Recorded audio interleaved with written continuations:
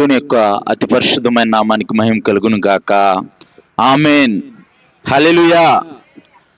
మరి నన్ను ప్రేమతో ఆహ్వానించిన దైవ సేవకులు నెహెమియా పాస్టర్ గారికి హృదయపూర్వకమైన వందనాలు తెలియజేస్తున్నాను. అలాగే వారి కుటుంబానికి కూడా హృదయపూర్వకమైన వందనాలు తెలియజేస్తున్నాను. పాస్టర్ గారు పెక్కా గారికి కూడా హృదయపూర్వకమైన వందనాలు తెలియజేస్తున్నాను. అలాగే సంఘం అంతటికీ కూడా యేసు ప్రభువారి పరిశుద్ధ నామమున అందరికీ వందనాలండి. వందనాలు కనబడాలి, వినబడాలండి. వందనాలు కనబడాలి, వినబడాలి. ఇది గుర్తుపెట్టుకోవాలన్నమాట. వందనాలు కనబడాలి, వినబడాలి. సరే, మంచిది. ఈ రాత్రికాల సమయంలో మరి దేవుడు మనకి వాతావరణాన్ని అనుకూలపరిచి దేవుడిచ్చిన ఈ గొప్ప భాగ్యాన్ని బట్టి దేవాదేవునికి మహిమ కలుగును గాక. మనము ఎంతమంది ఉన్నామన్నది సమస్య కాదు, కానీ పరిశుద్ధ గ్రంథమైన బైబిల్ చెబుతుంది, 2-3 ఆయన నామంలో కూడి ఉంటే వారి మధ్యన ఆయన ఉంటాడంట. దేవుని నామానికి మహిమ కలుగును గాక. దేవుడు మనకంటే ముందుగా ఆయన యొక్క మందిరంలో ఆయన వచ్చి ఉన్నాడు. ఆయన సన్నిధి ఉంది, ఆయన అభిషేకాన్ని ఉంది. ఈ రాత్రికాల సమయంలో మీతో పాటు నేను కూడా ఆసక్తిగా ఎదురు చూస్తున్నాను. దేవుడు తన వాక్కు ద్వారా నాతో, మీతో, మనందరితో మాట్లాడును గాక. ఆమేన్. పరిశుద్ధ గ్రంథమైన బైబిల్లో నుంచి యెషయా గ్రంథము, పరిశుద్ధ గ్రంథమైన బైబిల్లో నుంచి యెషయా గ్రంథము 58వ అధ్యాయము, 58వ అధ్యాయము, యెషయా గ్రంథము 58వ అధ్యాయము 11వ వచనం.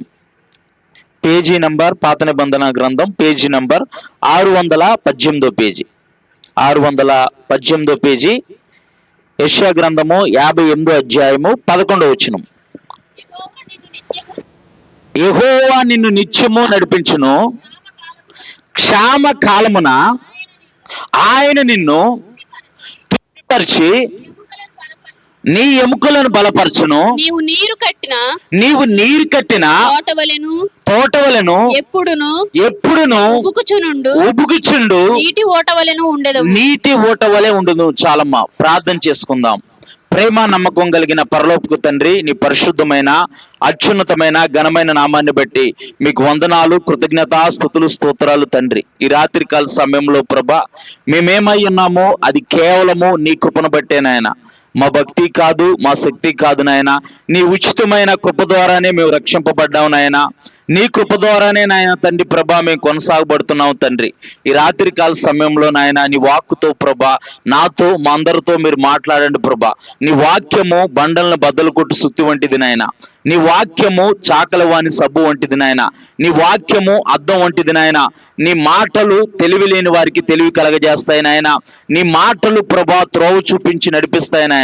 ఈ రాత్రికాల సమయంలో నీ వాక్యపు వెలుగులో మమ్మల్ని మీరు నడిపించి ప్రభా, విన్న వాక్యాన్ని మా హృదయాల్లో మేము ముద్రించుకొని 30 60 100 ఫలించే భాగ్యాన్ని మీరు మా అందరికీ దయచేయమని యేసు పరిశుద్ధ నామమున ప్రార్థిస్తున్నాము తండ్రి. ఆమేన్. పరిశుద్ధ గ్రంథమైన బైబిల్లో నుంచి యెషయా గ్రంథము 58వ అధ్యాయము 11వ వచనం మనం చదువుకున్నాం. యెహోవా నిన్ను నిత్యము నడిపించును. ఎప్పటిదాకంట? దేవుడు మనల్ని ఎప్పటిదాకా నడిపిస్తాడంట? నిత్యము. దేవుడు మనకి ఆయుష్నిచ్చి ఈ భూమి మీద బ్రతికినంత కాలము దేవుడు మనల్ని నడిపిస్తాడు. దేవుని నామానికి మహిమ కలుగును గాక. మనుషులు మాట ఇచ్చి తప్పవచ్చు, ఆయన మాట ఇచ్చి తప్పుడుకు ఆయన నరుడు కాదు, భూమి ఆకాశం సృష్టించిన సృష్టికర్త. దేవుని నామానికి మహిమ కలుగును గాక. యెహోవా నిన్ను నిత్యము నడిపించును, క్షామ కాలమున ఆయన నిన్ను తృప్తిపరిచి నీ ఎముకలను బలపరచును. క్షామ కాలము అని అంటే కరువు దినాల్లో. ఏ దినాల్లో? కరువు దినాల్లో, లేమి గల దినాల్లో, ఏమీ తోచని పరిస్థితుల్లో, ఏం చేయాలో అర్థం కాని స్థితిలో యెహోవా నిన్ను నిత్యము నడిపించును, క్షామ కాలమున నిన్ను తృప్తిపరిచి నీ ఎముకలను బలపరచును. దేవుని నామానికి మహిమ కలుగును గాక. ఈ రాత్రికాల సమయంలో నువ్వు ఎటువంటి కరువుతో వచ్చినా, అదేంటి పాస్టర్ గారు ఎటువంటి కరువుతో అంటారేంటి? నాకు ఏ కరువు లేదని నువ్వు అనుకోవచ్చు. ఆత్మీయత కరువు ఉందేమో. ఆత్మీయత కరువు అంటే దేవుళ్ళో నీవు ఎదకలేకపోతున్నావేమో, దేవునికి సమయాన్ని ఇవ్వలేకపోతున్నావేమో. నాకు అన్ని బాగున్నాయండి, ఆరోగ్యం బాగుంది, కుటుంబం సమస్యలు ఏ సమస్యలు లేవు, మా పిల్లలు బాగున్నారు, నా భర్త బాగున్నాడు, నా కుటుంబంలో అన్ని సమృద్ధంగా ఉన్నాయి అని అంటున్నావేమో. ఒకవేళ దేవునికి సమయాన్ని ఇవ్వట్లేదేమో, లేకపోతే నువ్వు దేవునికి సమయాన్ని ఇస్తూ దేవుని వెతుకుతున్నావేమో. నీ జీవితంలో అన్ని కొరతలే ఉన్నాయేమో, అన్ని ప్రదేశాల్లో కరువే నీ జీవితంలో కనిపిస్తుందేమో. ఈ రాత్రికాల సమయంలో ఏ స్థితిలో నీకు కరువు కనిపిస్తుందో దేవుడు ఆ స్థితిని సమృద్ధిగా పూడ్చి నిన్ను బలపరచబోతున్నాడు. దేవుని నామానికి మహిమ కలుగును గాక. యెహోవా నిన్ను నిత్యము నడిపించును, క్షేమ కాలమున ఆయన నిన్ను తృప్తిపరిచి నీ ఎముకలను బలపరచును. నీవు నీరు కట్టిన తోట వలెను ఎప్పుడు ఉబుకుచుండు నీటి ఊట వలె ఉండుదు. దేవుని నామానికి మహిమ కలుగును గాక. ఒకవేళ ఎండిపోయిన స్థితిలో వచ్చావేమో, మూడుబారిపోయిన స్థితిలో వచ్చావేమో, ఏమి తోచని స్థితిలో నీవు వచ్చావేమో, నా పరిస్థితి ఏంటి, నా కుటుంబం ఏంటి, నా జీవితం ఏంటి, నా బ్రతికేంటి, నా భర్త చూస్తే ఏ విధంగా ఉన్నాడు, నా పిల్లలు చూస్తే ఏ విధంగా ఉన్నారు, అసలు నా జీవితం ఏం చేయాలో నాకు అర్థం కావట్లేదని నీవు అనుకుంటున్నావేమో. ఈ రాత్రి కాల సమయంలో దేవుడు తన వాక్కు ద్వారా నిన్ను బలపరిచి నీ జీవితంతో పాటు నీ కుటుంబాన్ని కట్టబోతున్నాడు. నీ కుటుంబంతో పాటు అనేకుల్ని దేవుని వద్దకు నడిపించబోతున్నాడు. దేవుని నామానికి మహిమ కలుగును గాక. యెహోవా నిన్ను నిత్యము నడిపించును, క్షేమ కాలమున ఆయన నిన్ను తృప్తిపరిచి. అంటే కరువు దినాల్లో తృప్తిగా ఎవరైనా భోజనం చేస్తామా? కరువు దినాల్లో తృప్తిగా మనం తినగలుగుతామా? సమస్యలు ఉన్నప్పుడు అసలు చేతిలో ముద్ద తీసుకుంటాం కానీ నోట్లో పెట్టుకోలేం. ఎందుకనంటే మనకున్న పరిస్థితులు ఆ విధంగా ఉంటాయి. మనకున్న స్థితిగతులను బట్టి, మనకున్న పరిస్థితులను బట్టి, మనకు కలిగిన వేదన బట్టి, మనకు కలిగిన దుఃఖాన్ని బట్టి చేత్తో అన్నం కలుపుకుంటాం కానీ నోటి దాకా పెట్టుకుంటాం కానీ నోట్లోకి ఆహారం వెళ్దు. కానీ నువ్వు ఎటువంటి సమస్యతో ఉన్నా, ఎటువంటి ఇబ్బందితో ఉన్నా, ఎటువంటి వేదనకర పరిస్థితితో ఉన్నా ఈ రాత్రికాల సమయంలో దేవుని సన్నిధిలోకి వచ్చి కూర్చున్నావు గనక దేవుడు తప్పకుండా నీ దుఃఖాన్ని, నీ సమస్యని చూస్తున్నాడు. ఆయన యొద్దకు వచ్చిన వారిని ఆయన ఏమాత్రమో త్రోసివేసే దేవుడు కాదు. మన ఎమ్మెల్యే గారి దగ్గరికి మనం వెళ్ళాలనుకో అపాయింట్మెంట్ తీసుకోవాలి. మనం ఏం తీసుకోవాలి? అపాయింట్మెంట్ తీసుకోవాలి. ఎమ్మెల్యే గారు పలానా టయానికి ఉంటారు, అప్పుడే రావాలి. ఆ సమయం దాటితే దొరకరు ఎమ్మెల్యే గారు. ఎంపీ గారిని కలవాలి, ఆ టయానికి వెళ్ళాలి. అది మనం ఎవరైనా పెద్దవాళ్ళ చేత రికమెండేషన్ చేయించాలి. వారి నాయకులు కనుక వారికి ఉన్న బిజీ షెడ్యూల్ని బట్టి వారు ఎవరిని పడితే వాళ్ళని కలవరు. అవును కాదు? ఎవరిని పడితే వాళ్ళు కలవరు. ఒకవేళ కలిసినా 1 నిమిషం 2 నిమిషాల కంటే ఎవరితో మాట్లాడరు. అవునా కదా? 1 నిమిషం 2 నిమిషాలు, మా అంటే 5 నిమిషాలు, అంతమించి ఎవరితో మాట్లాడు. కానీ రాత్రికాల సమయంలో దేవుడు తన వాక్కు ద్వారా మనతో మాట్లాడుతున్నాడు. దేవుని నామానికి మహిమ కలుగును గాక. ఆయన వద్దకు వచ్చిన వారిని ఆయన ఏమాత్రమూ త్రోసివేసే దేవుడు కాదు. నీవు ఎటువంటి కరువు పరిస్థితిలో ఉన్నా, ఎటువంటి సమస్యలో ఉన్నా, ఎటువంటి ఇబ్బందుల్లో ఉన్నా, ఎటువంటి ఇరుకులో ఉన్నా సరే నీ పరిస్థితి అంతటి నుంచి ఆయన నిన్ను విడిపిస్తాడు. ఎందుకంటే నీవు జీవం గల దేవుని సన్నిధిలో ఉన్నావు కనుక. దేవుని నామానికి మహిమ కలుగును గాక.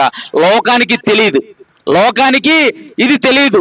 లోకం అనుకునేది ఆ సమస్యలోనే ఉండి నా టైం బాగలేదు, నా రాత బాగలేదు, నా దరిద్రం వెంబడిస్తుంది నన్ను, నా స్థితి ఇదే అని చెప్పేసి అలా సర్దుబాటు చేసుకొని బతుకుతుంది లోకం. కానీ జీవం గల దేవుణ్ణి నీవు ఆశ్రయించావు గనక, జీవం గల దేవుని సన్నిధిలో నీవు వచ్చి కూర్చున్నావు గనక ఆయన యొద్దకు వచ్చిన వారిని ఆయన ఉట్టి చేతులతో పంపించే దేవుడు కాదు. ఆయన దీవెనలతో, ఆయన ఆశీర్వాదాలతో నింపి పంపించే దేవుడు. దేవుని నామానికి మహిమ కలుగును గాక. యెహోవా నిన్ను నిత్యము నడిపించును, క్షేమ కాలమున ఆయన నిన్ను తృప్తిపరిచి నీ ఎముకలను బలపరచును. నీవు నీరు కట్టిన తోట వలె ఎప్పుడు ఉబుకుచుండు నీటి ఊట వలె ఉండేదు. దేవుని నామానికి మహిమ కలుగును గాక. మనకు కాలువలు ప్రవహిస్తూ ఉంటాయి. గోదావరి దగ్గరలో ఉంది కాబట్టి ధవళేశ్వరం బ్యారేజ్ నుంచి లేకపోతే పోలవరం ప్రాజెక్ట్ నుంచి మనకు కాలువలు ఉన్నాయి. కాలువలు ప్రవహిస్తూ ఉంటాయి. కాలువలు కట్టేస్తే ఏమైంది? నీరు ఆగిపోయింది. కాలువలు కట్టేస్తే నీరు ఆగిపోద్ది. నిజ దేవుణ్ణి కలిగి ఉన్న నీవైతే ఎప్పుడు ఉబ్బుకుచుండు నీటి ఊట వలె ఉంటావంట. అంటే నీకు ఎన్ని పరిస్థితులు ఎదురైనా సరే ఆ పరిస్థితులన్నిటినీ నువ్వు అధిగమించి ఆశీర్వాదాన్ని పొందుకుంటావు. దేవుని నామానికి మహిమ కలుగును గాక. ఒకవేళ నీ స్థితి ఎండిపోయిన స్థితి ఉందేమో, నీ స్థితి మోడుబారిపోయిన స్థితి ఉందేమో, దేవుడు తన వాక్కు అనే జల్లుని ఎప్పుడైతే మన మీద కుమ్మరిస్తాడో, తన వాక్కు అనే వర్షంతో ఎప్పుడైతే మనం తడుపుతాడో, మనం ఎటువంటి మోడుబారిపోయిన స్థితిలో ఉన్నా, ఎటువంటి ఎండిపోయిన స్థితిలో ఉన్నా సరే మనము చిగురు పెట్టి సారం కలిగి పచ్చగా ఉండి ఫలాలు ఇచ్చేవారిగా మారుతాం. దేవుని నామానికి మహిమ కలుగును గాక. ఈ రాత్రికాల సమయంలో చూద్దాం. మరి దేవుడు తన వాక్కు ద్వారా మనతో మాట్లాడుతున్నాడు. యెహోవా నిత్యము మనల్ని నడిపించును, క్షేమ కాలమున ఆయన నిన్ను తృప్తిపరిచి నీ ఎముకలను బలపరచును. నీవు నీరు కట్టిన తోట వలె ఎప్పుడు ఉబుకుచుండు నీటి ఊట వలె ఉండేదవు. ఇది ఎప్పుడు జరుగుతుంది? ఇది ఎప్పుడు జరుగుతుంది అని అంటే చూద్దాం ఒకసారి పరిశుద్ధ గ్రంథమైన బైబిల్లో. కొంతమంది దేవుణ్ణి విడిచిపెట్టి వెళ్ళిపోయారు. వారి జీవితాల్లో కరువు ఎదురైందని, వారి జీవితాల్లో సమస్య ఎదురైందని, వారి జీవితాల్లో ఇబ్బంది ఎదురైందని దేవుణ్ణి విడిచిపెట్టి వెళ్ళిపోయారు. అంటే దేవుణ్ణి విడిచిపెట్టి వెళ్ళిపోవటం అని అంటే దేవుడు మనకిచ్చిన కుటుంబాన్ని వదిలి మనం దూరంగా వెళ్ళిపోవటం. కొంతమంది ఉంటారు సేవకులు, అమ్మ దేవుడి దగ్గరికి రా, అమ్మ సేవకులు వాళ్ళని దర్శించేటప్పుడు, అయ్యా మా సమస్య ఈ విధంగా ఉంది, మా ఇబ్బంది ఈ విధంగా ఉందంటే, అమ్మ తప్పకుండా ప్రార్థన చేద్దాం, మందిరానికి రమ్మానంటే వారు మందిరానికి రావడానికి ఆసక్తి చూపించరు. వాళ్ళకి ఏం వంకానంటే, నా పరిస్థితి బాగాలేదు, నా జీవితం బాగాలేదు, నాకు ఇబ్బంది ఎదురైంది, దేవుడు నాకు ఏమీ చేయట్లేదని అనే వంకతో వారు కూర్చుంటారు. ఎప్పుడైతే అపవాది ఎక్కడ మనల్ని ఆపుతాడంటే మొట్టమొదట దేవుని మందిరానికి మనల్ని వెళ్ళనివ్వడు. ఎందుకనంటే నీవు దేవుని మందిరానికి వెళ్ళావనుకో, దేవుని యొక్క వాక్యాన్ని నీవు ఉంటావు, దేవుని యొక్క వాక్యానుసారంగా నీవు జీవించడం మొదలు పెడతావు, నువ్వు పశ్చాత్తాపడతావు, నీ పాపాలు దేవుని ఎదుట ఒప్పుకుంటావు, దేవుడు నీ జీవితాన్ని ఆశీర్వాదకరంగా మారుస్తాడని చెప్పేసి అపవాదిగాడికి మనకంటే ముందు 1000 రెట్లు తెలుసు. మనం ఎప్పుడు దేవుని మందిరానికి వెళ్తే అప్పుడు మనం ఆశీర్వాదం పొందుకుంటామని వాడు దేవుని మందిరానికి మనం వెళ్ళటానికి మనకు ఆసక్తి కలిగి ఇవ్వడు. కానీ మనం ఎప్పుడైతే అధిగమించి, పరిస్థితులను ఎప్పుడైతే అధిగమించి మనం దేవుని సన్నిధానానికి వస్తామో, దేవుని సన్నిధిలో ఒక దినం గడిపితే 1000 దినాలంతా ఆశీర్వాదాన్ని మనం పొందుకుంటాం. దేవుని నామానికి మహిమ కలుగును గాక. మరి మనం ఒక 3 గంటలు గడుపుతున్నామంటే మరి ఎంత ఆశీర్వాదాన్ని పొందుకున్నట్టు. దావీదు భక్తుడు అంటున్నాడు, నీ సన్నిధిలో ఒక్క దినము గడిపితే 1000 దినాలంతా ఆశీర్వాదం అంట.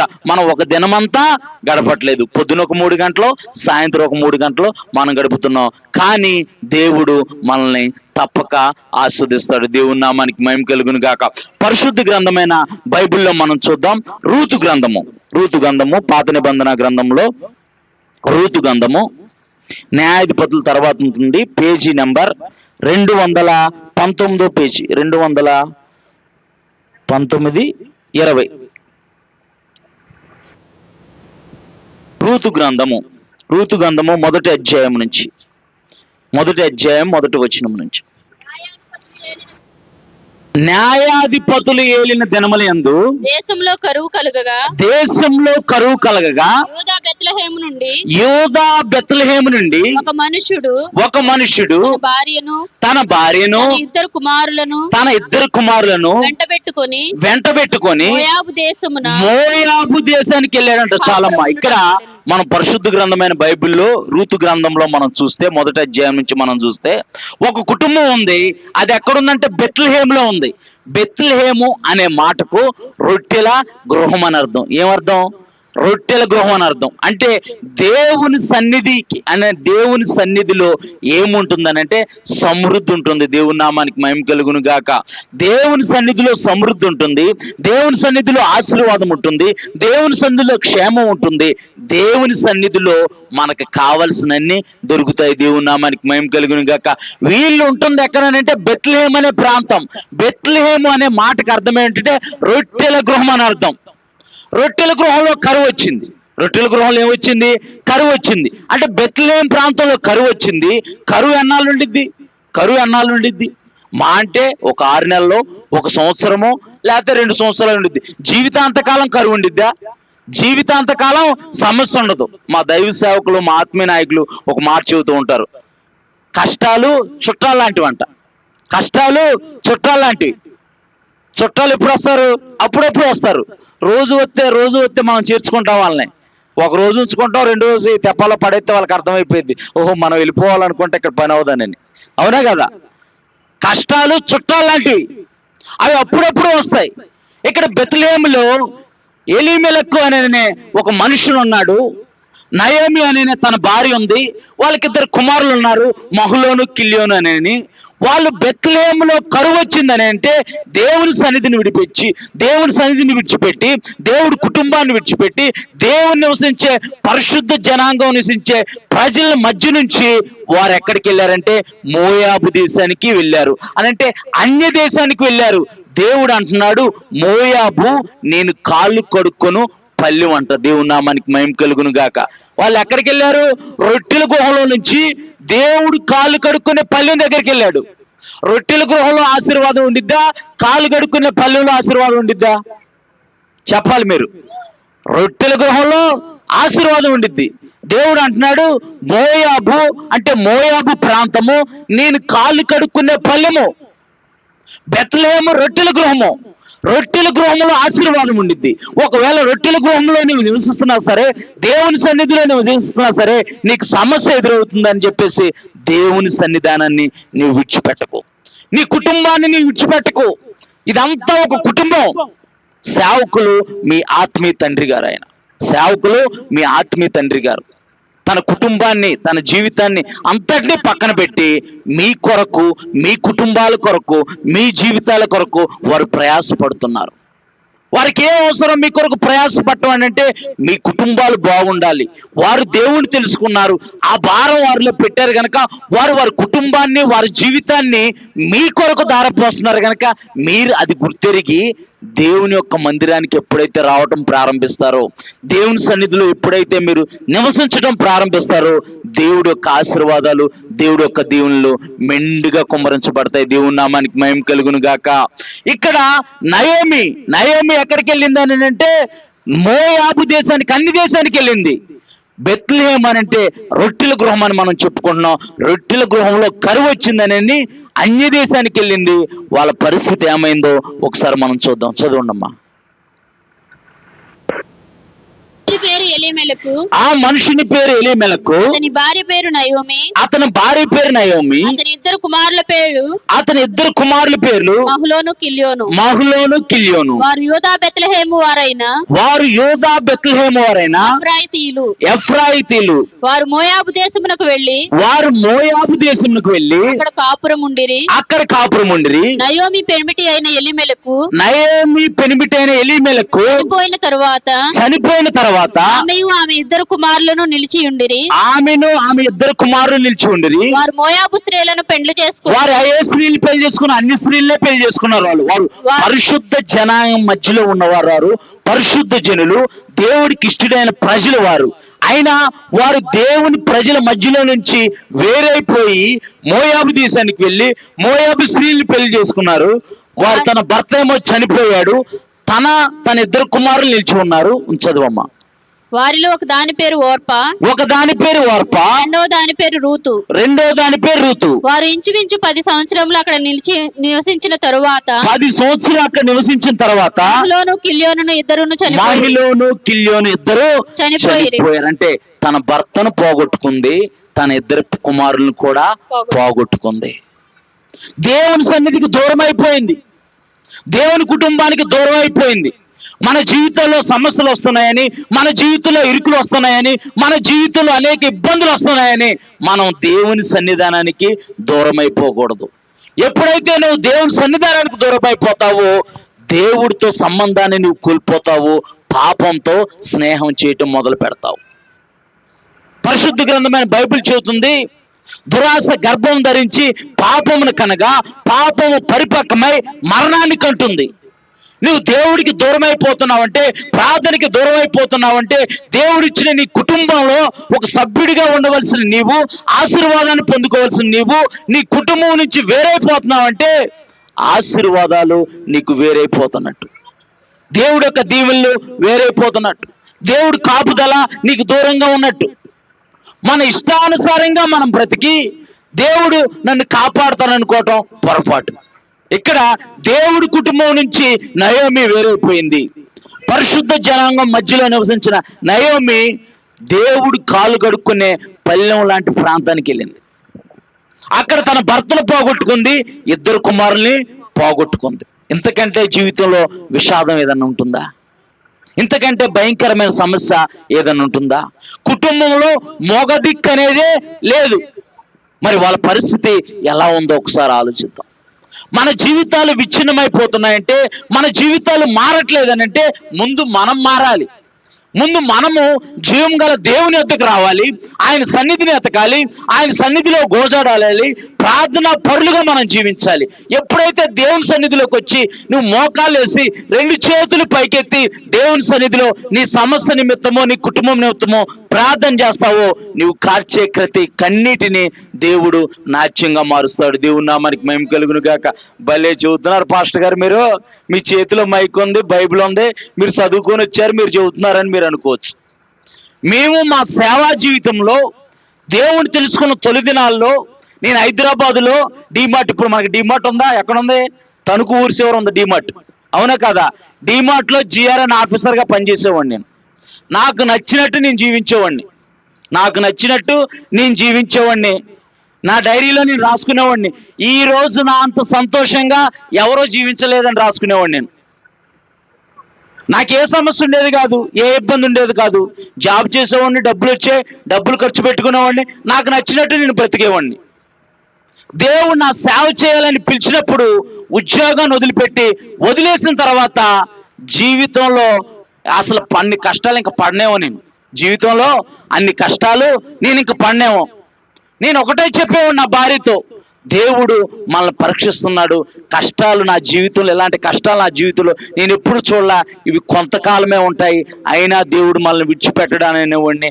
అలాగే పిలిచిన వాడు నమ్మదగిన దేవుడు ఈ రాత్రికాల సమయంలో మీ ముందు నిలబెట్టాడు. దేవుని నామానికి మహిమ కలుగును గాక. ఆ సమస్య నన్ను పడగొట్టలా, ఆ సమస్య నన్ను నాశనం చేయలా, ఆ సమస్య నన్ను కృంగదీయలా.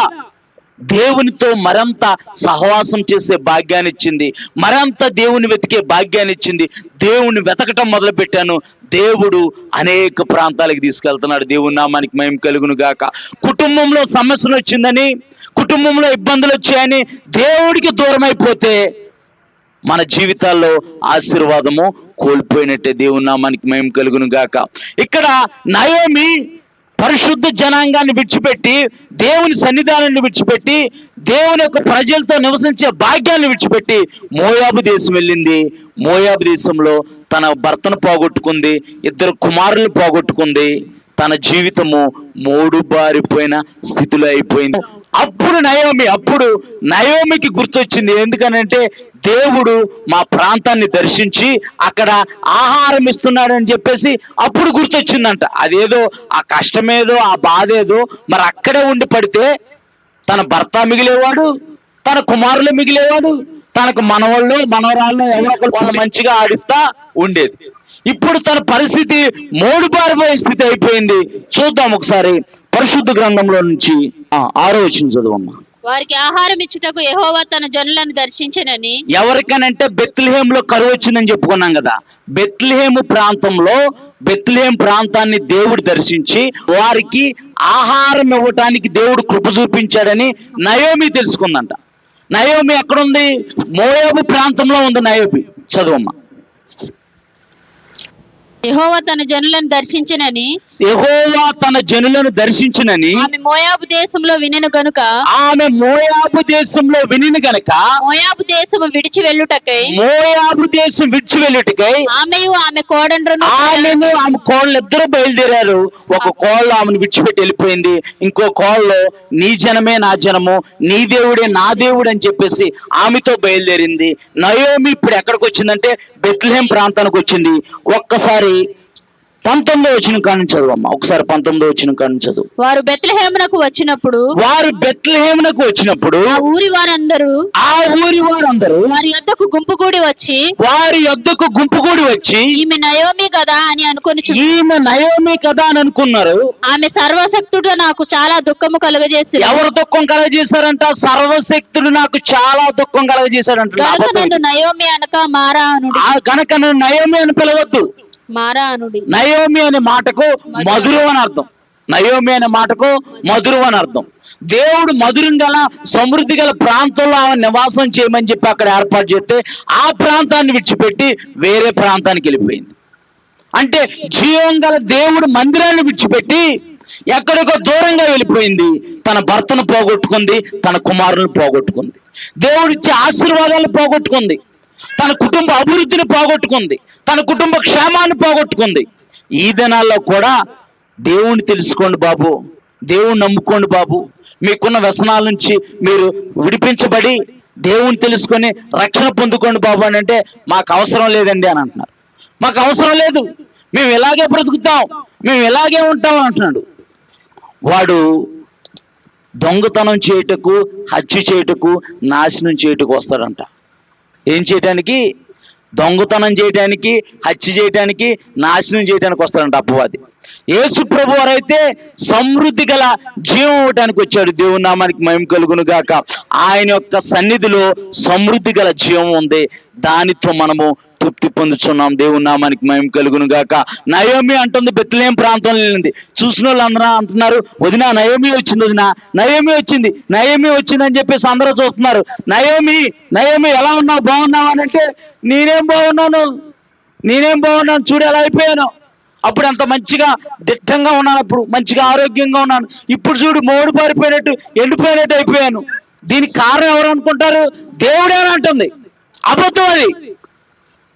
నీవు దేవుడు నీకు ఇచ్చిన ప్రాంతాన్ని విడిచిపెట్టి, దేవుడి మందిరాన్ని విడిచిపెట్టి, నీకు ఇచ్చిన దేవుని సన్నిధి అనే కుటుంబాన్ని విడిచిపెట్టి, నువ్వు ఎక్కడో దూరంగా వెళ్ళిపోయి శాపాన్ని కొని తెచ్చుకొని కుటుంబాన్ని సర్వనాశనం చేసుకొని వచ్చి సర్వశక్తుడు నాకు దుఃఖాన్ని కలగజేశాడనే అబద్ధం చెబుతుంది నయోమి.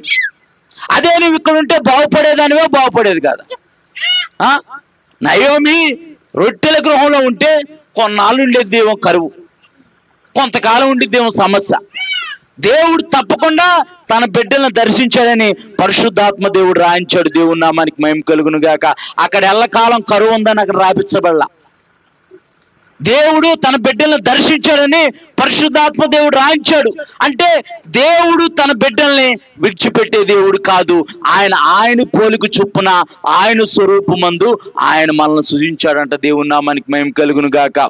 ఇక్కడ నయోమి వచ్చి అంటుంది, నేను నా సర్వశక్తుడు నాకు దుఃఖాన్ని కలగజేశాడు, నన్ను నయోమి అనొద్దు, మారా అని పిలవండి, అంటే చేదు అని పిలవండి అంటున్నాడు.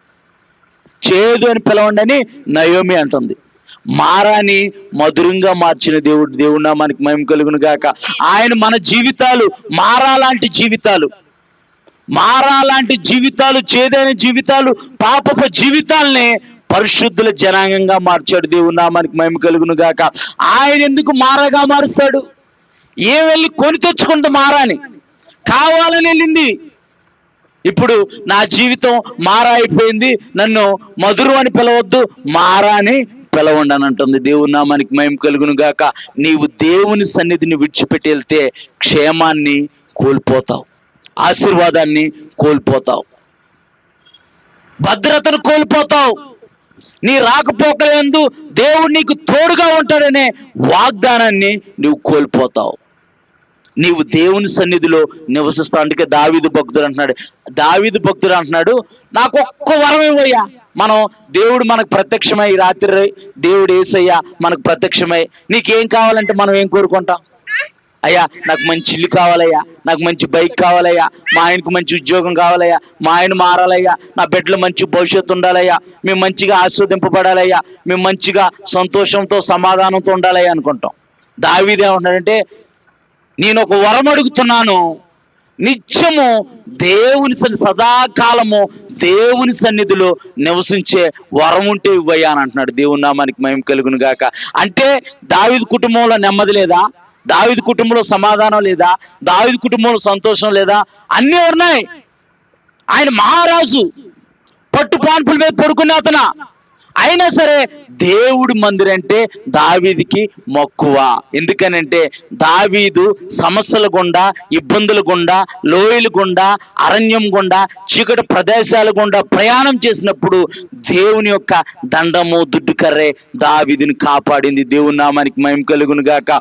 నీ సమస్యలో, నీ ఇబ్బందులో, నీ ఇరుకుల్లో దేవుని యొక్క దక్షిణ హస్తము చాచి ఆయన మిమ్మల్ని ఆదుకుంటాడు. దేవుని నామానికి మహిమ కలుగును గాక. మీకున్న ఇబ్బంది అంతటి నుంచి దేవుడు మిమ్మల్ని పైకి లేవనెప్పుతాడు, అనేకులు ఎదుట మిమ్మల్ని ఆశీర్వాదంగా ఉంచుతాడు. దేవుని నామానికి మహిమ కలుగును గాక. ఇక్కడ నయోమిని చూసాము.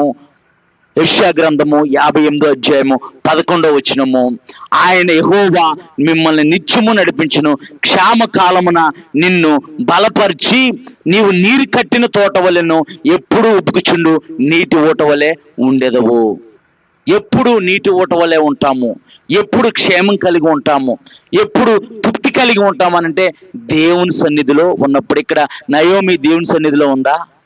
దేవుని సన్నిధిలో లేదు. కోల్పోయింది, జీవితాన్ని కోల్పోయింది, కుటుంబ అభివృద్ధిని కోల్పోయింది. ఇంకో వ్యక్తిని చూద్దాం. ఇంకో వ్యక్తి కూడా ఎలాంటి పరిస్థితులు గుండా ప్రయాణం చేశాడో చూద్దాం ఒకసారి. లూకాసు వార్త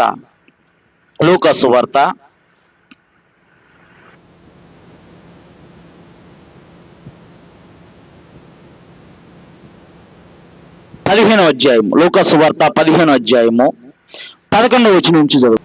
మరియు ఆయన ఇట్లనెను, ఒక మనుషుని ఇద్దరు కుమారులుండిరి. ఒక మనుషునికి ఇద్దరు కుమారులు ఉన్నారంట. వారిలో చిన్నవాడు తండ్రి ఆస్తిలో నాకు వచ్చు భాగమిమ్మని తన తండ్రిని అడగ్గా అతడు వారికి తన ఆస్తిని పంచిపెట్టెను.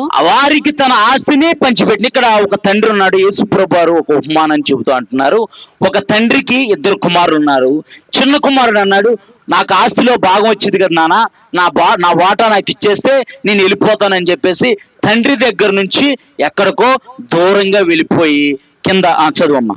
కొన్ని దినములైన తరువాత చిన్న కుమారుడు సమస్తమును కూర్చుకొని ఇచ్చిన ఆస్తిని అంతటినీ కూర్చుకొని దూరదేశమునకు ప్రయాణమైపోయి అతడు తన ఆస్తిని దుర్వ్యాపారం వల్ల పాడు చేశాడంట. ఇక్కడ మంచి కుటుంబం, దేవుడు మంచి కుటుంబంలో ఒక వ్యక్తిని, ఒక కుమారుని, చిన్న కుమారుని పెట్టాడు. ఆ కుటుంబంలో ఉన్న ఆశీర్వాదాన్ని అనుభవించకుండా, ఆ కుటుంబంలో ఉన్న సంతోషాన్ని అనుభవించకుండా, అక్కడ అపవాది వేసిన ఆలోచనకు పడిపోయి నేను ఇక్కడుంటే బాగానే ఉన్నాను, కానీ బయటికి వెళ్తే ఇంకా బాగుంటాను మనకు కూడా అనిపించచ్చు. ఈ మందిరం మానేసి, ఈ మందిరంలో కార్యాలు ఏం జరగట్లేదు, ఇంకో మందిరం ఉంది, అక్కడికి వెళ్తే బాగుండు అనిపించుతూ ఉండేది. అది అబద్ధం. ఇక్కడ చిన్న కుమారుడు, ఇక్కడ తండ్రి ప్రయాసపడి పెంచాడు. ఇక్కడ పెద్దవాడైపోయిన తర్వాత జ్ఞానం వచ్చింది, తెలివి వచ్చిన తర్వాత ఇక్కడ చిన్న కుమారుడు అంటున్నాడు, తండ్రి నీ ఆస్తిలో నాకు వాటా వచ్చింది కదా, ఆ వాటా ఇచ్చేసే. తండ్రి ఆస్తిలో వాటా వచ్చిందా? ఎవరు సంపాదించారు ఆస్తి? తండ్రి సంపాదించాడు. కానీ తండ్రి వాటా రాదు, ఏం రాదు, ఎలరా అని చెప్పేసి నెట్టేయచ్చు. కానీ తండ్రి ప్రేమ అంత గొప్పది. దేవుని నామానికి మహిమ కలుగును గాక. తండ్రి ప్రేమ అలాంటి గొప్ప ప్రేమ కాబట్టి, ఆ ప్రేమను పొందుకున్నాడు కాబట్టి సేవకుడు మీ మధ్య దేవుని యొక్క పరిచర్య చేయడానికి దేవుడు కృప చూపిస్తున్నాడు. అదే ప్రేమతో మిమ్మల్ని ప్రేమిస్తున్నాడు. దేవుని నామానికి మహిమ కలుగును గాక. ఇక్కడ ఆ చిన్న కుమారుడు వాటా వచ్చిందని చెప్పి ఆస్తి అంతటిని తీసుకొని, ఆస్తి అంతటిని కూర్చుకొని అమ్మేసి డబ్బు సంచి పట్టుకొని ఎక్కడో దూరదేశం వెళ్ళాడంట. దూరదేశం వెళ్ళిపోయి అక్కడ దుర్వ్యాపారం వల్ల, అంటే జోదవాటము, వేసులతో తిరగటము, పేకాట ఆడటము, బెట్టింగ్లు కట్టడము, నానా రకాల రోత పనులన్నీ అక్కడ చేశాడు. చెడు అలవాట్లకి బానిసైపోయాడు. ఇక్కడ ఉన్నప్పుడు మంచిగా పరిశుద్ధ జనాంగంతో ఉన్నాడు. దేవుని మందిరానికి వెళ్తూ వస్తూ ఉండేవాడు. దేవుని ఉపదేశాన్ని ఉంటూ ఉండేవాడు. తండ్రి తన కుమారుడిని భయభక్తులు చూపుతూ ఉంటుంటే ఆ మాటలకు లోబడి జ్ఞానం కలిగిన కుమారుడిగా జీవించేవాడు. ఇప్పుడు చెప్పేవాడు ఎవడో లేడు. ఎవడని చెప్పాడు అనుకో, ఒరే బాబు ఇదేంట్రా, ఎలా చేస్తున్నావు ఏంట్రా, ఎక్కడో పొరుగు నుంచి వచ్చేసి ఎలా బ్రతుకుతున్నావు ఏంటంటే, నా డబ్బు నా ఇష్టం అంటున్నాడు. ఎవరినన్నా బాబా ఆ వ్యసనం నుంచి విడుదల పొందుకో బాబు, దేవుని వద్దకు రా అంటే, నా డబ్బులు నా ఇష్టం అండి, మీరేమైనా ఇచ్చారా, నా డబ్బులు నా ఇష్టం అంటున్నారు. జీవితం అంతా నాశనం అయిపోయి ముక్కుల్లో పైపులు పెట్టి ఐసీలో గంటకే ఒక 15,000 కట్టమన్నప్పుడు అప్పుడు గుర్తొస్తాడు దేవుడు. ఎప్పుడు గుర్తొస్తాడు? అప్పుడు గుర్తొస్తాడు. జీవితం మంచిగా ఉన్నప్పుడు, జీవితము సజావుగా సాగుతున్నప్పుడు లోకరక్షకుడిని తెలుసుకో, నీ జీవితాన్ని దేవుడికి అప్పగించు. దేవునితో తిరిగానంటే దేవుడితో తిరగరు. అప్పుడు గుర్తుకొచ్చి అయ్య బాబాయ్ ఊపిరి ఆటలేదండి, పాస్టర్ గారిని రమ్మని చెప్పండి, ప్రార్థన చేయాలని అంటారు. అప్పుడు ఏమంటారు? పాస్టర్ గారిని రమ్మని చెప్పండి, పాస్టర్ గారు మీ ఇంటికి వచ్చి అయ్యా ప్రార్థన చేస్తాను బాబు, మీ సమస్యల నుంచి మీరు విడుదల పొందుకున్నామంటే ప్రార్థన వద్దు వెళ్ళండి అంటారు. అప్పుడు ముందేమో వెళ్ళండి అంటారు, తర్వాత ఆ పరిస్థితిలో పాస్టర్ గారు వచ్చి ప్రార్థన చేయండి బాబు, పాస్టర్ గారికి కౌరు పంపించండి బాబు, ఊపిరి రావట్లేదు బాబు, ఊపిరి వెళ్ళిపోయేటట్టుంది అంటారు. ఇదంతా అవసరమా? ఈ చిన్న కుమారుడు ఆ ఆస్తిని అంతటినీ కూర్చుకొని ఎక్కడికో దూరదేశం వెళ్ళిపోయాడు. అక్కడ మొత్తం దుర్వ్యాపారం వల్ల మొత్తం సమస్తం పోయింది. ఇప్పుడు ఎలాంటి పరిస్థితుల్లో ఉన్నాడు? దీని అంతటికీ కారణం ఏంటంటే దేవుని సన్నిధికి ఆ చిన్న కుమారుడు దూరం అయిపోయాడు. దేవుని కట్టడలకు దూరం అయిపోయాడు. దేవుని ఆజ్ఞలకు దూరం అయిపోయాడు. ఇప్పుడు ఎలాంటి పరిస్థితిలో ఉన్నాడు చూద్దాం ఒకసారి. 14 వచ్చిన కాను చదువమ్మా. నేను చదువుతాను లేదు. అదంతయు ఖర్చు చేసిన తర్వాత ఆ దేశమందు గొప్ప కరువు రాగా వాడు ఇబ్బంది పడసాగి వెళ్ళి ఆ దేశంలో ఒకని చెంత చేరెను. అతడు పందులను మేపుటకు తన పొలంలోనికి వానిని పంపెను. పందులు మేపుటకు తన పొలంలోనికి వానిని పంపెను. పందులు మేపుటకు తన పొలంలోని వాని పంపెను. వాడు పందులు తిని పొట్టుతో తన కడుపు నింపుకొని ఆశపడెను గాని, పందులు తినే పొట్టుతో కడుపు నింపుకోవాలని ఆశపడ్డాడు గాని ఎవడును వానికి ఏమీ ఇయ్యలేదు. ఎవడును అసలు ఆడికి ఆ ఉద్యోగం ఇవ్వటమే గ్రేట్. ఎందుకంటే మరి వాడు దూరదేశం నుంచి వచ్చాడు. దుబారాగా డబ్బులు ఖర్చు పెట్టేవాడిని ఎవరైనా లెక్క చేస్తారా? ఎంతమంది చెప్పుంటారా ఊర్లో? అది ఊర్లో ఎంతమంది చెప్పుంటారు, అరే డబ్బులు ఎక్కడి నుంచో నువ్వు ఎక్కడి నుంచి తెచ్చుకున్నావురా, ఏదైనా వ్యాపారం చేసుకో, లేకపోతే ఎక్కడైనా బ్యాంకులో దాచుకో, జాగ్రత్తగా ఓడుకొని చెప్పుంటారా? మనం ఆలోచిస్తే చెప్పారు. ఈ నెల చెప్పారు కానీ ఇలా దైవజనుడు ప్రయాసపడి దేవుని దగ్గర పొందుకున్న మాటలు చెబుతుంటే ఆ మాటలు తునీకరిస్తే మనకు ఆశీర్వాదాలు రావు. ఆ మాటలు నా కొరకని మనం అంగీకరించి వాటికి అనుగుణంగా మనం ఎప్పుడైతే జీవించడం మొదలు పెడతామో ఆశీర్వాదాలు వరద వల్లే పొర్లుకుంటూ నీ వద్దకు వస్తాయి. దేవుని నామానికి మహిమ కలుగును గాక. ఇవి నాకు కాదు, నన్నే కావాలని అంటున్నారు. నన్ను కావాలంటున్నారు. ఎవరో చెప్పారు నాకు, నా గురించి ఎవరో పాస్టర్ గారికి చెప్పారు. నాకు అర్థమైపోయింది, మొత్తం మ్యాటర్ అంతా అర్థమైపోయింది. రాత్రి దేవుడిని కల్లో ప్రత్యక్షమై చెప్పుంటాడు. అలాగే అనుకుంటాం మనం, నా గురించి ఎవరో చెప్పారు పాస్టర్ గారికి, అందుకే నా చిట్టా మొత్తం చెప్పేస్తున్నారు పాస్టర్ గారు అని మనం అనుకుంటాం. ఎవరో చెప్పరు, దేవుడు మాట్లాడితే సేవకులు మాట్లాడతారు. దేవుని నామానికి మహిమ కలుగును గాక. ఇక్కడ ఎంతమంది చెప్పుంటారు, అరే జీవితాన్ని పాడు చేసుకోరాకురా, బ్రతుకుని పాడు చేసుకోకు, ఆ డబ్బులు దాచుకో, జాగ్రత్తగా బ్రతకాడంటే ఇది ఆ డబ్బులన్నింటినీ ఖర్చు పెట్టాడు. దుర్వ్యాపారం వల్ల మొత్తం పోగొట్టుకున్నాడు, జూదమాడాడు, అన్ని చేశాడు, అన్ని అలవాట్లకు లోనైపోయాడు. ఇప్పుడు ఆ దేశంలో కరువు వచ్చిందంట. దరిద్రం చూడండి ఎట్ట పడుతున్నాడు. దేవుని సన్నిధిలో ఉన్నప్పుడు, పరిశుద్ధ జనాంగంలో ఉన్నప్పుడు మంచిగా దర్జాగా బ్రతికాడు. ఇప్పుడు సమయం వచ్చింది, ఆ డబ్బులన్నీ అయిపోయినాయి. ఇప్పుడు కరువు దినాల్లో ఉన్నాడు. కుర్రోడు కరువు దినాల్లో ఉన్నాడు. కరువు దినాల్లో ఉండి పని అడిగాడు. పని అడిగితే అందరూ అన్నాడు, ఈ అవతారం మొత్తం చూశారు, ఇది చేసిన పనులన్నీ చూశారు. ఎవరో మేము పని ఇవ్వమంటే పని ఇవ్వమన్నారు, మేము ఉద్యోగం ఇవ్వమంటే ఉద్యోగం ఎవరికి ఇస్తారు, పని ఎవరికి ఇస్తారు చెప్పండి?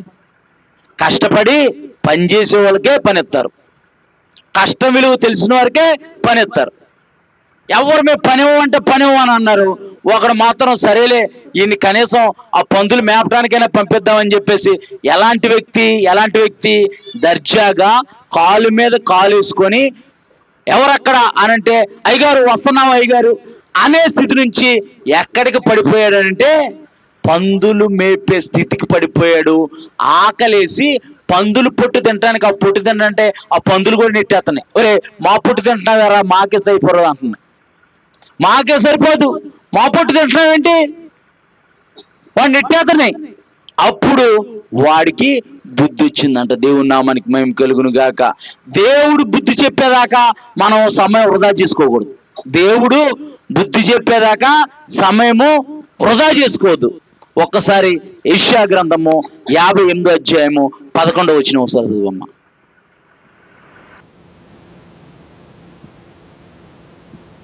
యెహోవా నిన్ను నిత్యము నడిపించును,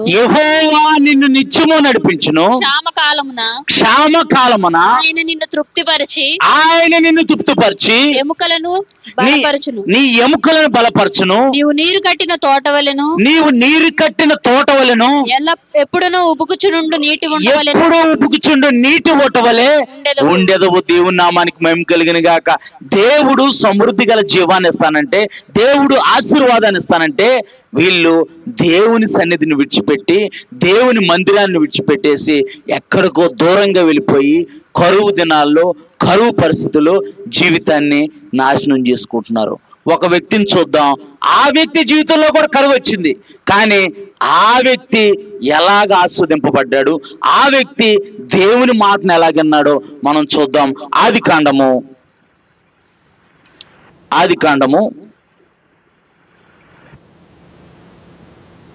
26వ అధ్యాయం మొదటి వచనం కాని చదువమ్మా. ఆదికాండము 26వ అధ్యాయం. అబ్రహాము దినములలో వచ్చిన మొదటి కరువు కాక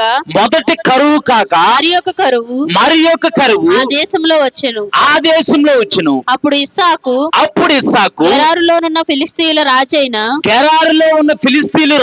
అబీమెలెకు నద్దకు వెళ్ళెను. అక్కడ యెహోవా అతనికి ప్రత్యక్షమై నీవు ఐగుప్తులోనికి వెళ్ళక నేను నీతో చెప్పు దేశమందు నివసించు. ఒక్కసారిగమ్మ అందరు ఇలా చూడాలి ఒకసారి. ఇక్కడ అబ్రహాము అంటే విశ్వాసులకు తండ్రి అయిన అబ్రహాము కుమారుడు ఇస్సాకు.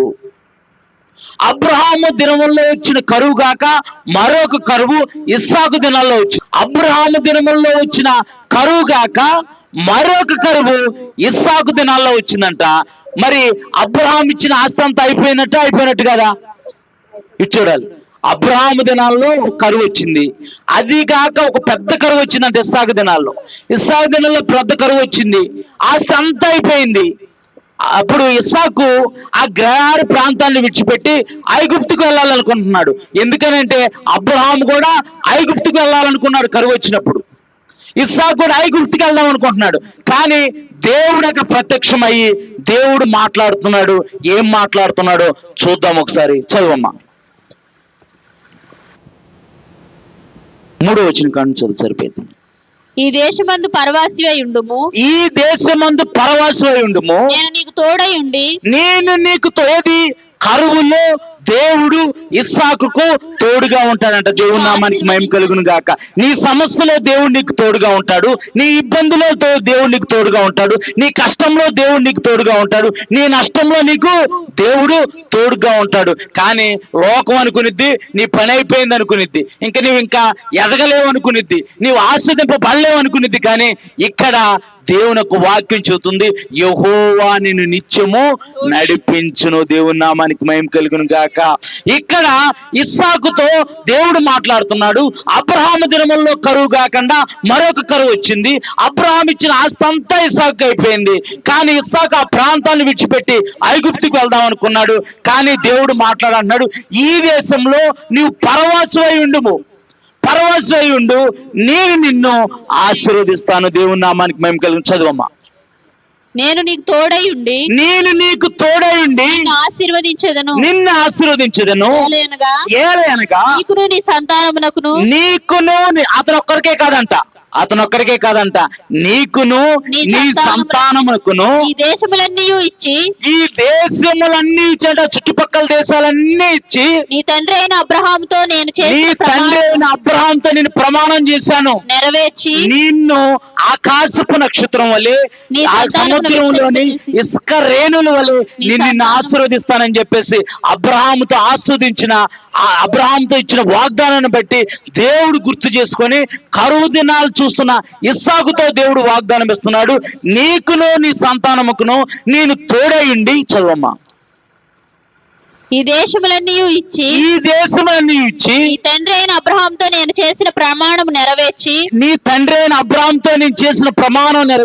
ఆకాశ నక్షత్రముల వలె నీ సంతానమును విస్తరింపజేసి ఈ దేశములన్నీ నీ సంతానమునకు ఇచ్చెదను. సంతానము వలన సమస్త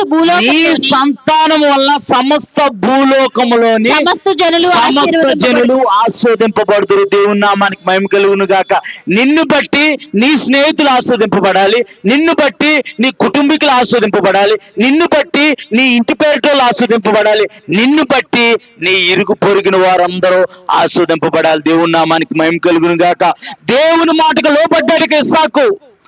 దేవుడు నాతో మాట్లాడండి, దేవుడు మాటకు ఇస్సాకు లోబడి కరువు ప్రాంతంలో ఉన్నాడు, కరువు దినాల్లో ఉన్నాడు, కరువును చూస్తున్నాడు.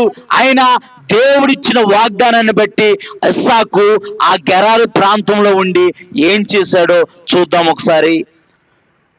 12వ వచనం కాను చదువమ్మా, సరిపోయింది. ఇస్సాకు ఆదేశమందున్న వాడే విత్తనం వేసి ఆ సంవత్సరం నూరంతల ఫలం పొందాడంట. ఒకసారి ఇస్సాకు ఆ దేశమందున్న వాడే విత్తనం వేసి 100 ఫలం పొందాడంట. కరువులో విత్తనం వేస్తే వాటర్ ఎక్కడి నుంచి వచ్చింది? కరువులో విత్తనం వేసే మనకి ఇప్పుడు కాలువలు ఉన్నాయి, మనకి 2 పంటలు పండుతాయి, అవునా కదా? మనకి ఎన్ని పంటలు పండుతాయి? 2 పంటలు పండుతాయి. 2 పంటలు కూడా 100% పండుతాయి, 100% పండుతాయా? ఒక ఎకరానికి వచ్చి ఎన్ని బస్తాలు పండి? 40 అంటారా? 40 బస్తాలు. ఎంత పండాలి మామూలుగా అయితే? ఫుల్గా ఎకరం పండింది అని అంటే బాగా పండితే ఒక 60 లేకపోతే 100 బస్తాలు అనుకుంటే బాగా పండినట్టు, అవునా కదా? ఇక్కడ ఇస్సాకు కరువులో ఉన్నాడు. ఆ కరువులో దేవుడు చెప్పాడు, నువ్వు విత్తనం వేసి వ్యవసాయం చేయి. ఇస్సాకు ఎక్కడ బావులు తవ్వితే అక్కడ జలల గల బావులు ఊకే అంట. దేవుని నామానికి మహిమ కలుగును గాక. క్షామకాలమందు నేను నిన్ను బలపరిచి, నేను నిన్ను తృప్తిపరిచి నీ ఎముకలను బలపరచును. నీవు నీరు కట్టిన తోట వలెను ఎప్పుడు ఊపుకుచుండు నీటి ఓట వలె ఉండేదవు. దేవుని నామానికి మహిమ కలుగును గాక. నీ చేతుల కష్టాజితాన్ని దేవుడు ఆస్వాదంగా మారుస్తాడు. నీవు లోపలికి వెళ్ళినప్పుడు దీవింపబడతావు, బయటికి వచ్చినప్పుడు దీవించబడతావు. నీ గంపయు నీ పిండి పిసుకు తొట్టియు దీవింపబడును, నీ సంతానము దీవింపబడును, నీ పశువులు దీవింపబడును. నీ చేతుల కష్టాజితాన్ని దేవుడు ఆశీర్వాదంగా మారుస్తాడు. దేవుని నామానికి మహిమ కలుగును గాక. కరువులో అనేక మంది ఉన్నారు, కరువు దినాలు చూస్తున్న వారు అనేక మంది ఉన్నారు. కానీ ఇస్సాకుకు దేవుడు తోడేయండి. కరువులో విత్తనం ఏమంటే, ఇస్సాకు కరువులో విత్తనం వేస్తే 100 ఫలించిందంత. దేవుని నామానికి మహిమ కలుగును గాక.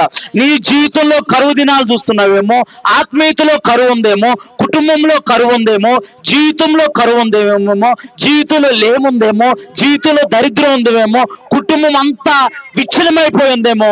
దేవుడు నీ కుటుంబాన్ని కట్టి, దేవుడు నీ జీవితాన్ని కట్టి నిన్ను అనేకులకు ఆశీర్వాదంగా మారుస్తాడు. దేవుని నామానికి మహిమ కలుగును గాక. ఇస్సాకు ఆదేశమందున్న వాడే విత్తనం వేసి ఆ సంవత్సరము 100 ఫలం పొందెను.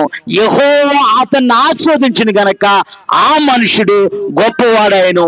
అతడు మిక్కిలి గొప్పవాడు అగు వరకు క్రమక్రమంగా అభివృద్ధి పొందుతూ వచ్చును.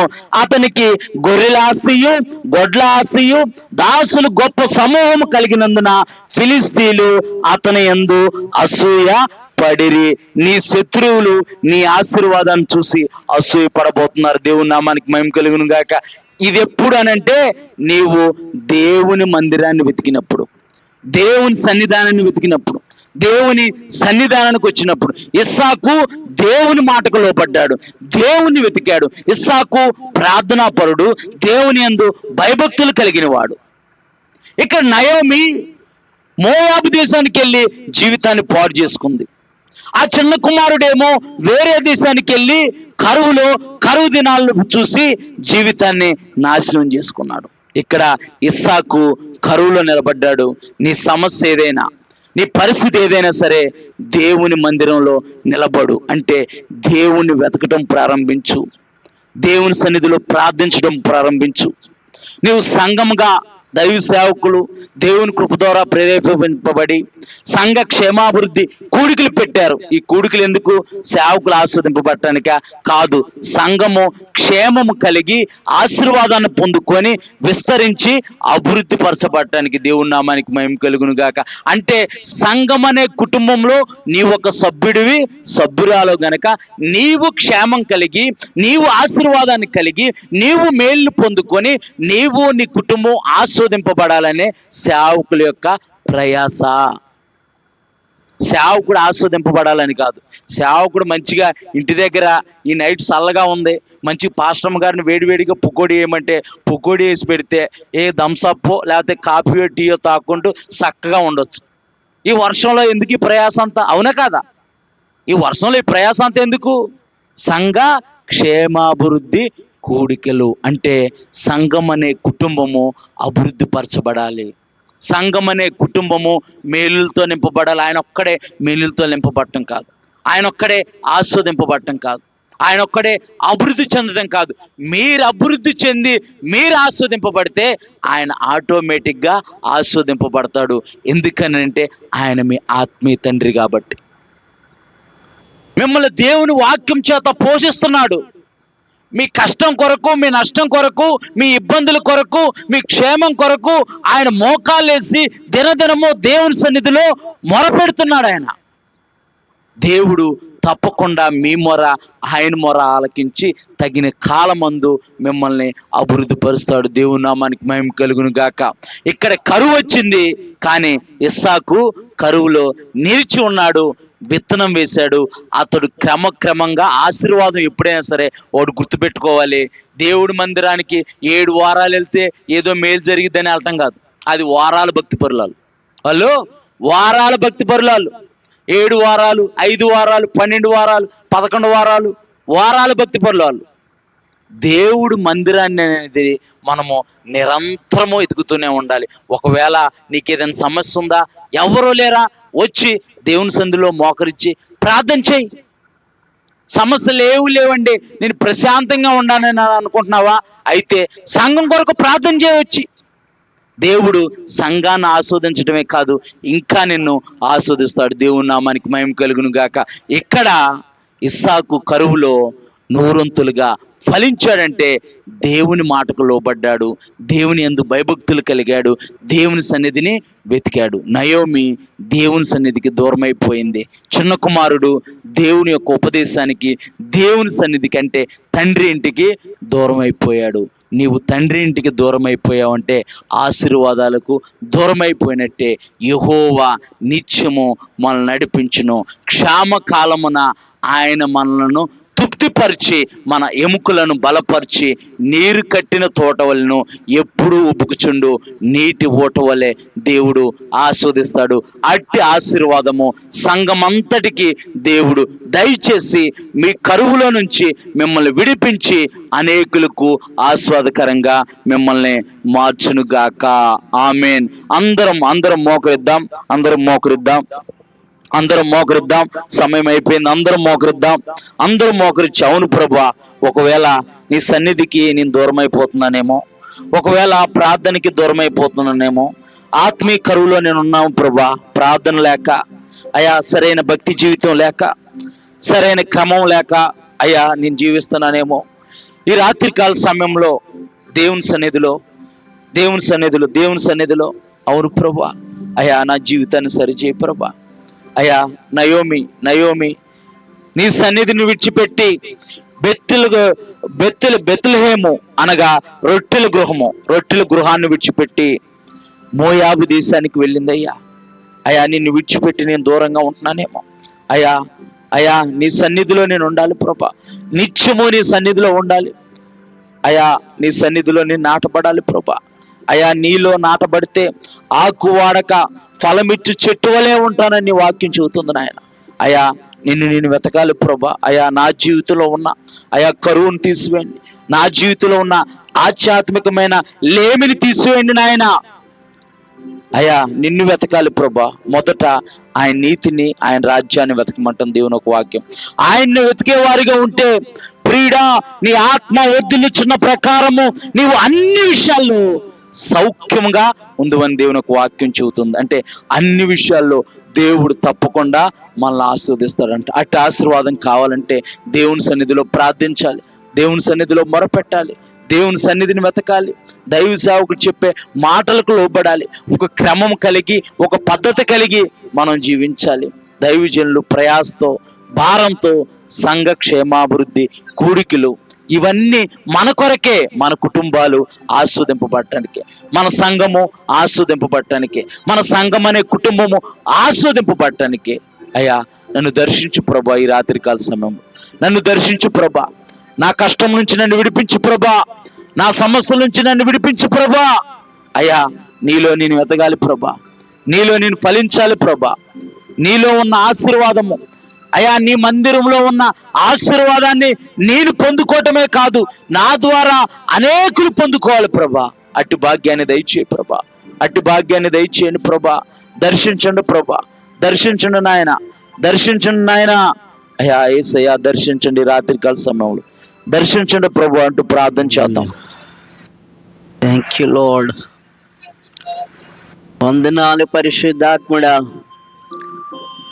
ఈ రాత్రికాల సమయంలో నైనా నీ దాసుని ముఖాంతరం నుండి నైనా మాట్లాడిన విధానమునకి నాకు వందనాలు, కృతజ్ఞతాస్తుతులు.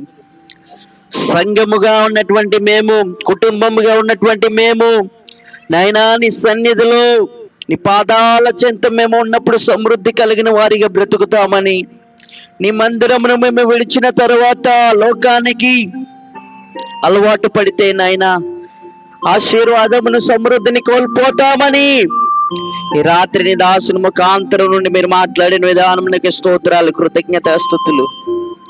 తండ్రి, రాత్రి బిడ్డలు ఎవరైతే ప్రభువా ఈ ప్రార్థనలో హృదయపూర్వకంగా ప్రార్థిస్తూ ఉన్నారో వారందరిని దర్శించయ్యా. ఒక నయోమి వలె ఆశీర్వాదములో నుండి శాపంలోనికి మేము వెళ్ళకూడదయ్యా. మా కుటుంబాలు గాని మా బిడ్డలు గాని ఆశీర్వాదము నుండి శాపంలోనికి మేము వెళ్ళకూడదయ్యా.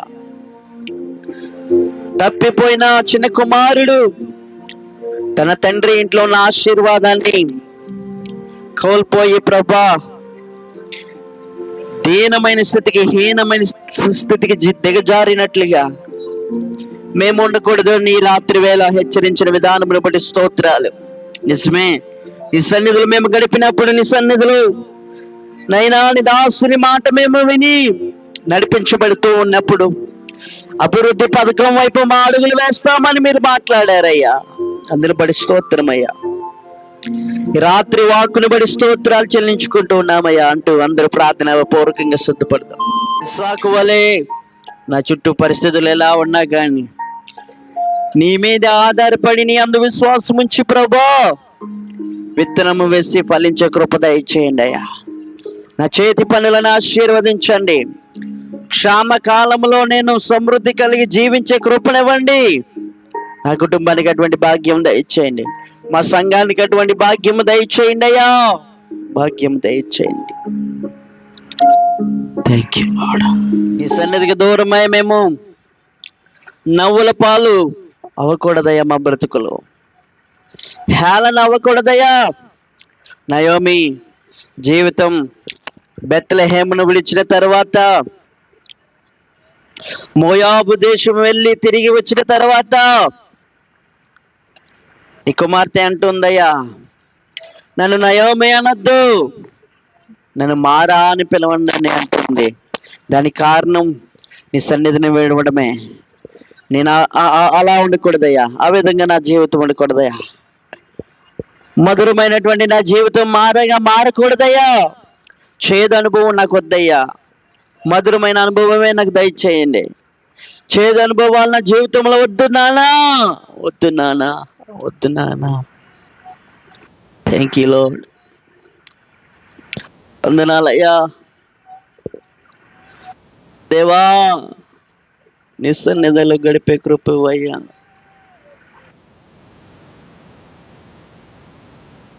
నీ సన్నిధిలో నేను ఆరాధించుకుంటూ బ్రతికే కృపనివ్వండియ్యా.